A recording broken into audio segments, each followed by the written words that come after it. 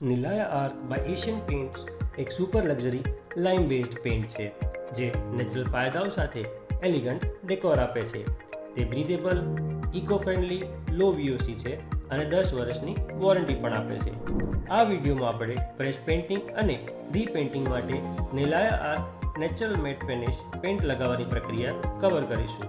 Fresh painting માટે જરૂરી material: true care wall primer WT અથવા રોયલ વોલ બેઝ કોટ અથવા smart care damp sheath interior acrylic wall putty Nilaya arc matt paint.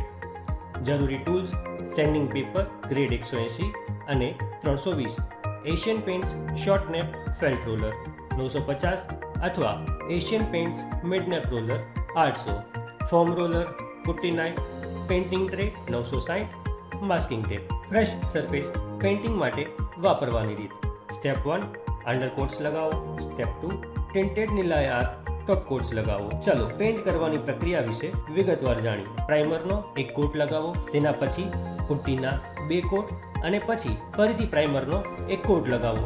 દરેક કોટ લગાવ્યા પછી તે કોટ સુકાવા દેવા માટે 4 થી 6 કલાક આપો. સરફેસને સેન્ડિંગ પેપર 320 વડે ઘસો અને પછી લૂછીને સાફ કરો. ડાયલ્યુશન 30 થી 35%. નિલાયા આર્ક પેઇન્ટનો પ્રથમ કોટ ઉપરની ડાબી બાજુના ખૂણાથી લગાવવાનું શરૂ કરો. નાના 3x3 ફૂટ સેક્શનમાં કામ કરો. રોલર 950 અથવા રોલર 800 વાપરો. તરત જ ફોમ રોલર વડે ભીના પેઇન્ટને સ્મૂથ કરો. 3x3 ફૂટ સેક્શનમાં કામ કરવાનું ચાલુ રાખો. દરેક પેચની કિનારીઓ સંભાળપૂર્વક એકસરખી કરો. કોઈપણ રોલર નિશાન છૂટી ગયા હોય તો ફોમ રોલર વડે તેને સ્મૂથ કરી દો. પ્રથમ કોટને 4 થી 6 કલાક સુધી સુકાવા દો. હવે તે જ રીતે બીજો કોટ લગાવો. પહેલા ફેલ્ટ રોલર અને પછી ફોમ રોલર. સંપૂર્ણ રીતે તિરાડો છુપાવવા માટે એક એક્સ્ટ્રા કોટ લગાવવો પડી શકે છે. અંતિમ કોટને 4 થી 6 કલાક સુધી સુકાવા દો. સરફેસ રીપેઇન્ટ કરવા માટે વાપરવાની રીત: સ્ટેપ 1 સરફેસ ઘસો. ઉખાડેલું પેઇન્ટ, ધૂળ અથવા ચીકાશ હટાવવા માટે સેન્ડિંગ પેપર 180 વડે દિવાલ ઘસો.